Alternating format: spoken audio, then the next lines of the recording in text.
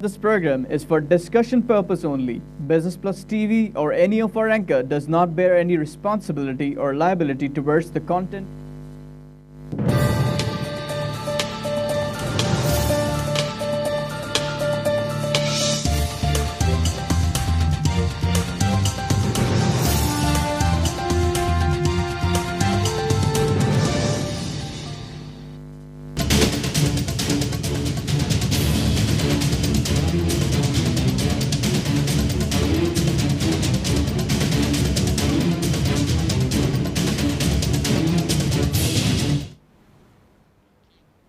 السلام علیکم ناظرین، میں ہوں الوینا آغا اور آپ دیکھ رہے ہیں دی پلس۔ ناظرین، آج کے پروگرام کا موضوع ہے انڈس واٹر ٹریٹی یعنی کہ سندھ طاس معاہدہ۔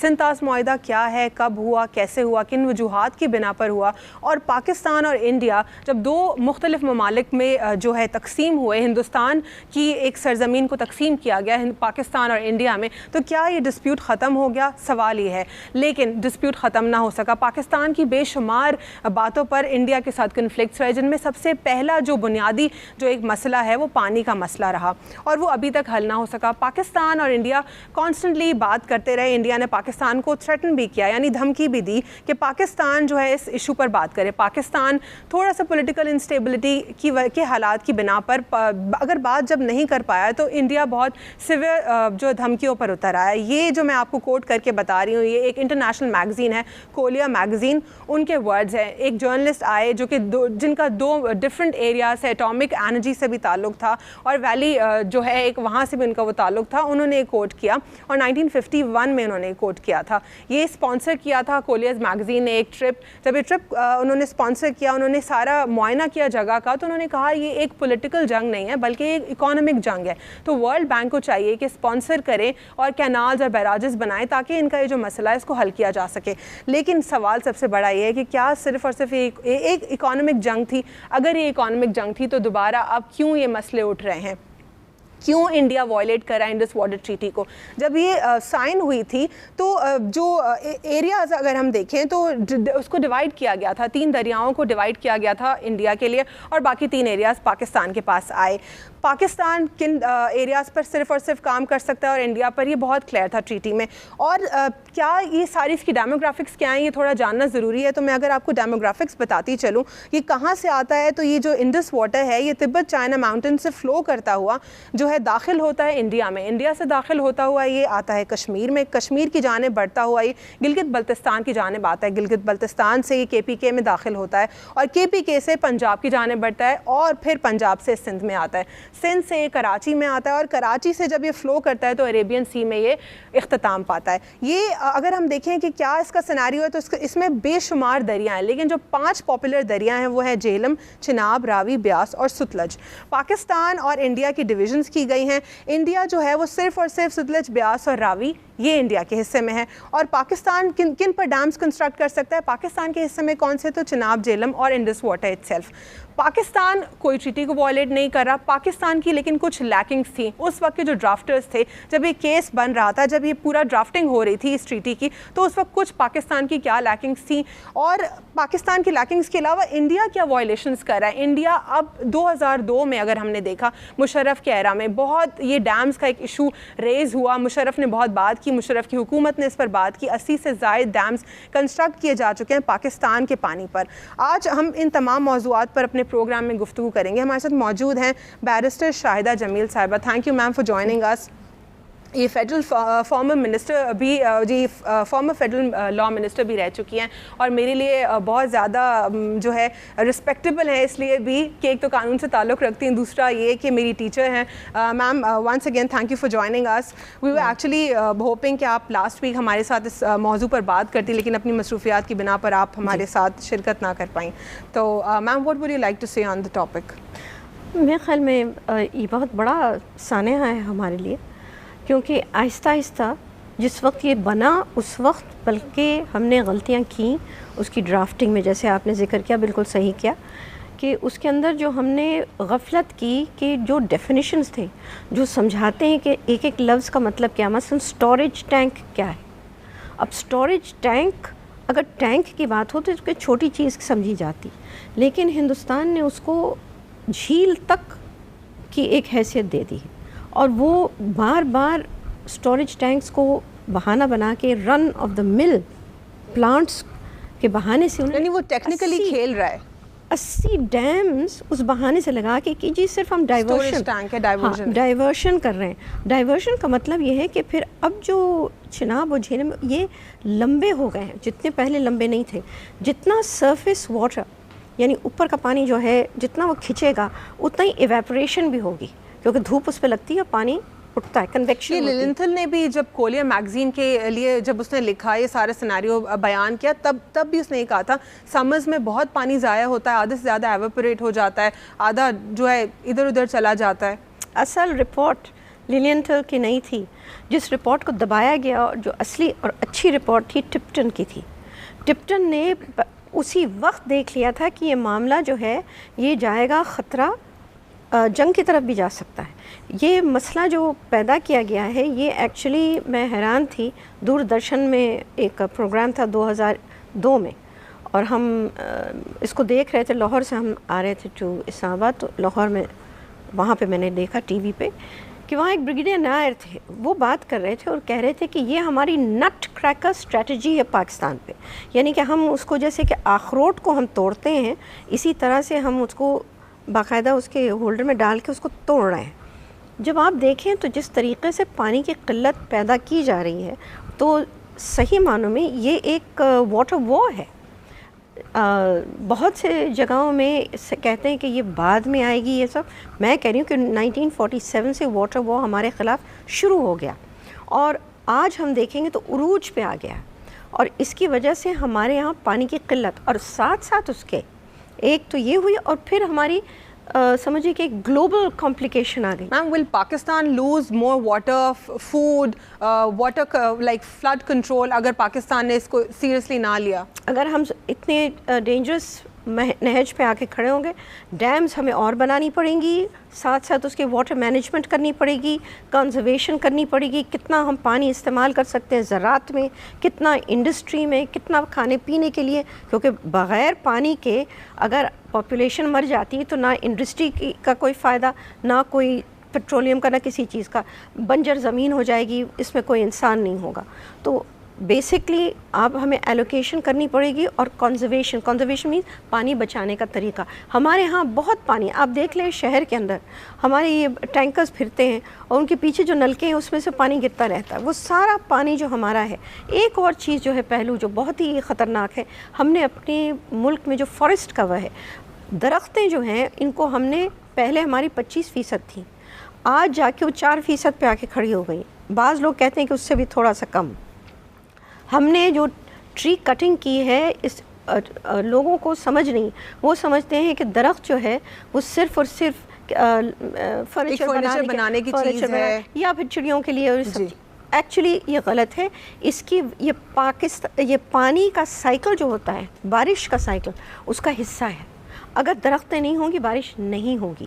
جتنی زیادہ درخت آئیں گی ٹرانسپائریشن ہوگی اور اس کے ساتھ کنویکشن ہوگی, اس کے ساتھ پھر آپ کے ہاں ایک واٹر سائیکل آپ کی فضا میں بھی پیدا ہوگا. اس کی وجہ سے سمجھیے کہ آپ کی ایکو سسٹم بہتر رہتی ہے. آج ہمارا جو دریا سندھ کے دریا, میں اس کو 1951 کیا انوائرمنٹ, جی آپ یہ کنٹینیو کریں. پھر جو میرا دوسرا سوال ہے وہ یہ ہے کہ کیا انوائرمنٹلسٹ ہیلپ آؤٹ کر سکتے ہیں اس حوالے سے؟ انوائرمنٹس کب سے چیخ رہے ہیں اس کے بارے میں, لیکن چیخنا ان کا بڑا عجیب سا ہے.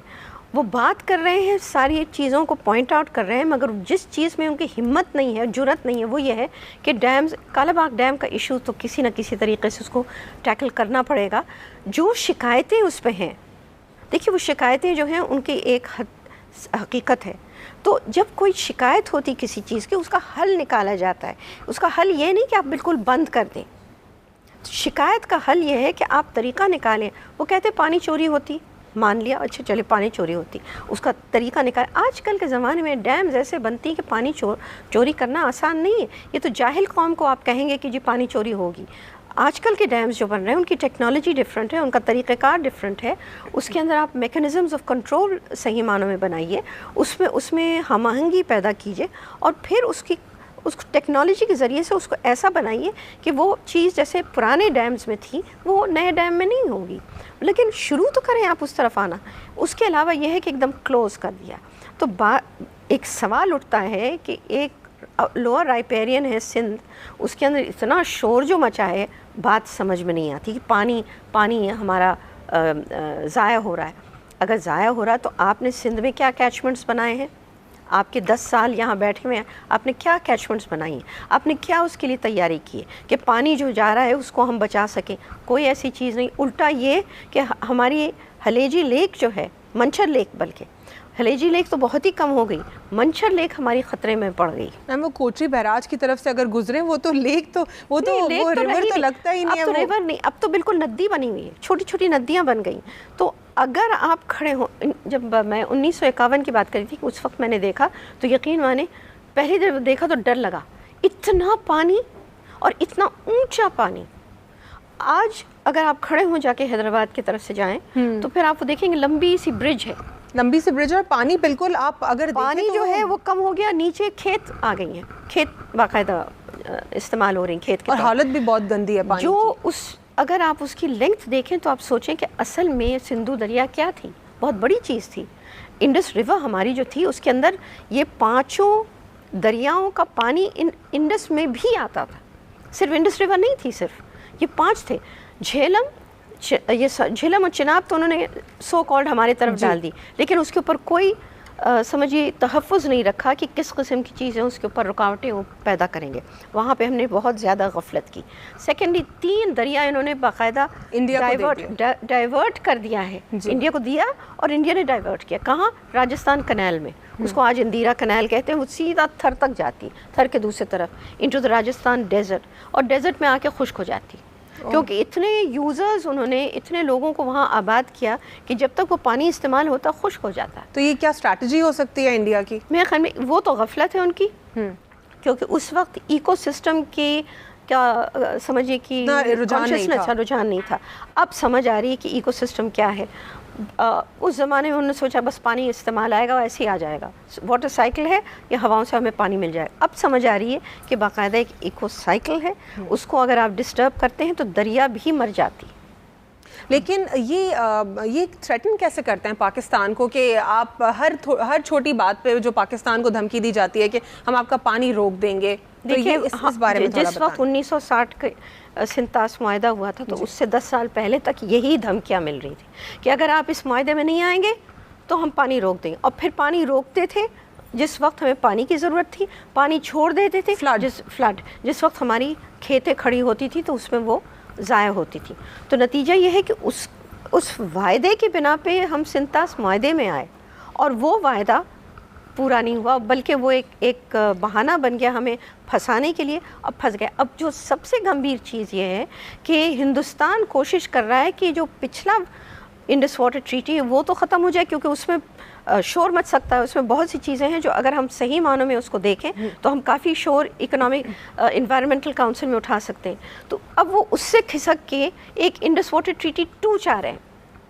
اب انڈس واٹر ٹریٹی 2 میں وہ چاہ رہے ہیں جان چھڑا کے کوئی اسپیسیفک انوائرمنٹل کاؤنسل، انٹرنیشنل کوئی کاؤنسل ہے جہاں پر پاکستان ریز کر سکتا ہے؟ انوائرمنٹ کے بارے میں ورلڈ پبلک اوپینین حساس ہو گئی ہے. جگہ جگہ یا تو زیادہ پانی بارش ہو رہی ہے یا زیادہ برف ہو رہی ہے یا ڈراؤٹ ہے. اب وہ احساس پورے دنیا کو ہو گیا ہے کہ کچھ نہ کچھ ہمارے موسم میں خرابی آئی ہے، کچھ نہ کچھ اس میں تکلیف آ رہی ہے. تو اس وجہ سے اگر اس وقت ہم چیزیں اٹھاتے ہیں تو اب دنیا سننے تیار ہے. پہلے دنیا سننے تیار ہی نہیں تھی، اس کو سمجھتے تھے economic development.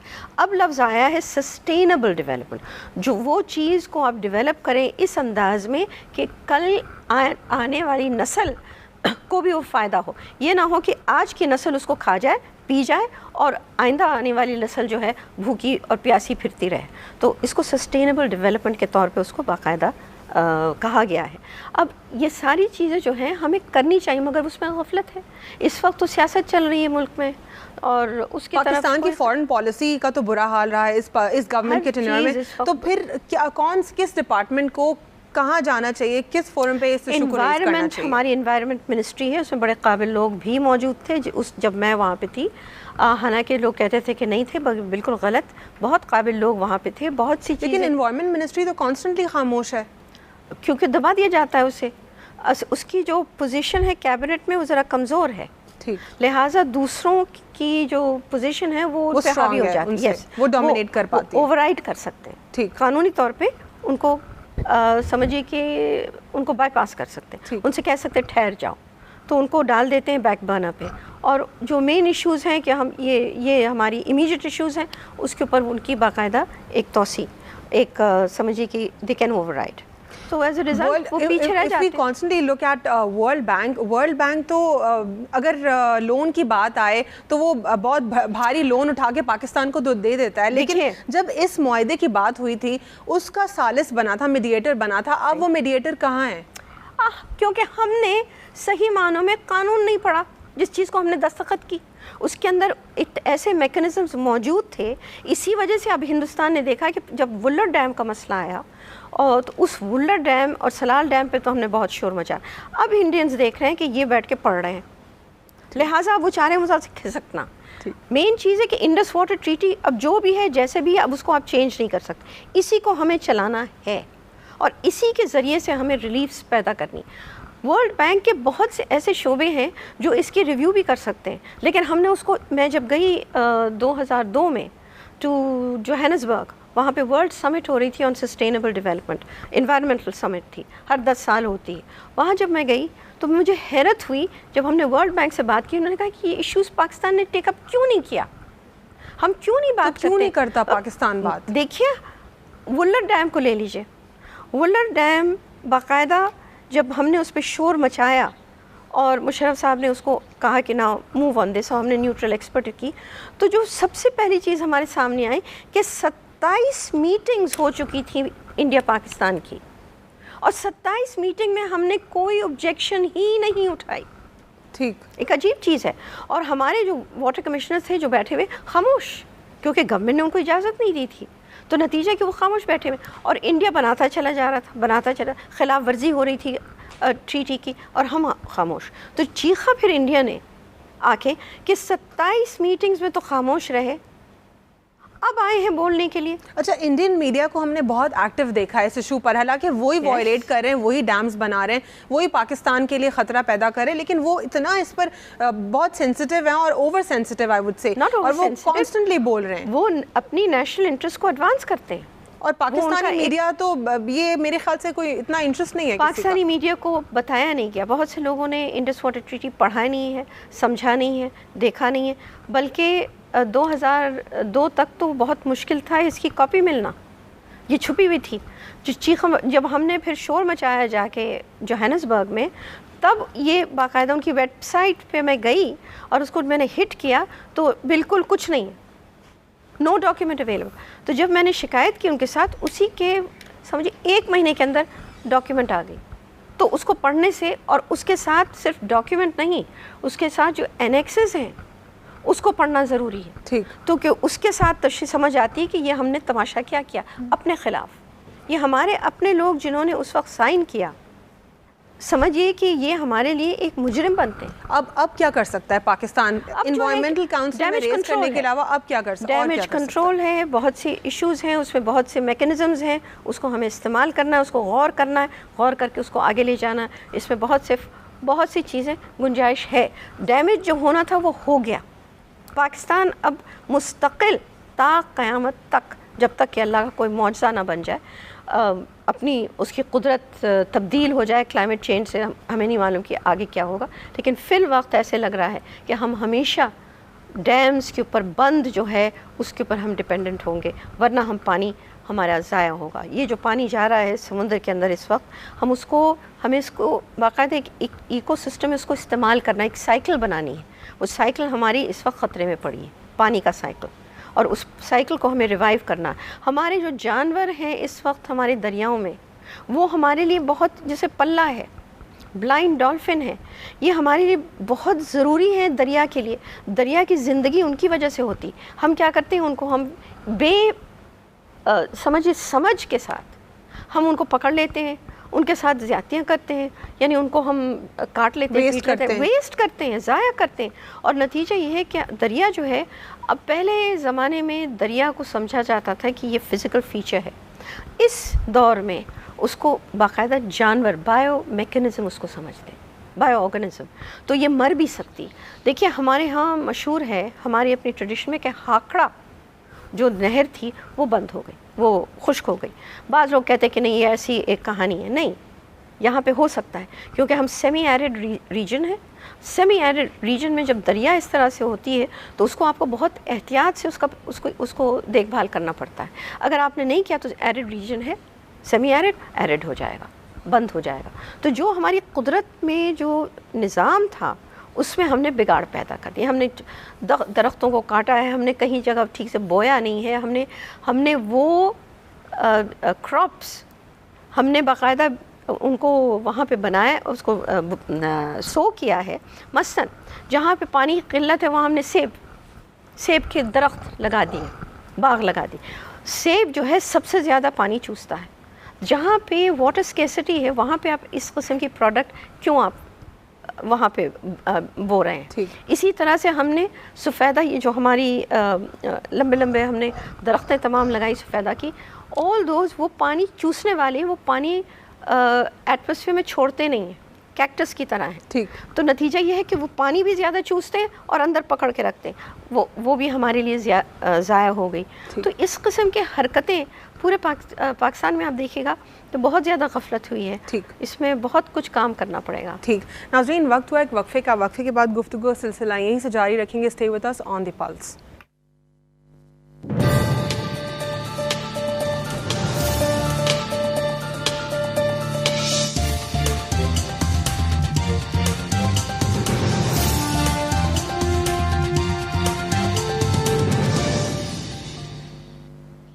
Welcome back after the break. Ma'am, अगर हम Kishan Ganga hydro power project की बात करें, बड़ा कंट्रोवर्शियल प्रोजेक्ट रहा और इस पर अब अचानक से दोबारा से हम देख रहे हैं कि इस पर बात हो रही है, तो what's your take on it? देखिए, we got not one problem, they are making a tunnel, underground tunnel, which is something they shouldn't do. और उस पर कहा गया है कि ऑल राइट, वो शायद दे रीथिंक अबाउट इट। बहुत सी खिलाफ वर्जियाँ। उसके अलावा अभी जो चीज़ असल में आके हिट करेगी सबको, जिसके बारे में कोई जिक्र नहीं कर रहा है, वो है सागरमाला प्रोजेक्ट है और साथ उसके है reverse interlink plan of India. Reverse interlink plan को अगर पढ़िएगा तो उसके अंदर इंडस वाटर से पानी लेंगे ये और डाइवर्ट करेंगे पानी टुवर्ड्स, क्योंकि they have a problem with Ganga. The river गंगा's water is highly polluted and their source is Gangotri glacier. Gangotri glacier जो है वो कम होती जा रही है। That is why Siachen glacier में दे आर सो कीन कि सियाचिन से जो बर्फ़ है उसको बाकायदा इस्तेमाल करके उसको somehow make the glacier survive. This is part of glacier building जो करते हैं, to somehow keep it going. Now in this project therefore comes this sudden issue that the Indus waters will be used. Why would they use the Indus waters? Because they need the Indus waters. They are saving their rivers and literally what I will call taking away, stealing Pakistan's water. Stealing our water, yeah. without a sense of conscience. They're just stealing our water. They feel that they have every right to do so. Like there's pros and cons of everything. क्या इसके नुकसानात होंगे India को? India is on a consumption ride. Oh, okay. Not a conservation one. It's running on a consumption ride. It's overutilizing, overusing. It is thinking in terms, and population is growing. So they are not going to be able to keep up with it if the resources are limited. And to be very honest, really, scientists of India have raised quite a lot of criticism on the Rivers Interlink plan. But nevertheless, the government has written roughshod over it, is going to go ahead with it. Because it's looking at it from the economic point of view. It's not thinking of it from the sustainable development point of view. अच्छा, government को देखें अगर regardless of People's Party, PMLN, कौन सी हुकूमत ने इस सिंतास मुआहदे को उठाया या क्या ये इस रिवर पर किसने बेसिकली बात की? क्या मुशर्रफ के एरा में काम हुआ? कहीं नहीं, स्टॉपेज हो गई ना। As far as all these parties are concerned, इनमें जुर्रत तक नहीं है बोलने की। बात करते हैं कि सिंतास मुआहदे की वजह से इन्होंने जो पानी चोरी कर दी, सब चीज़ कर दी, सब पाकिस्तान ने किया और ऊपर नॉर्थ ने किया, पंजाब ने किया, पठानों ने किया, सब ने किया। हकीकत है कि जो हमारे 3 दरिया हिंदुस्तान ने पी लिया उसका कोई जिक्र नहीं। ورلڈ سندھی انسٹیٹیوٹ میں جرت نہیں ہے اس کے بارے میں بات کرنے کی.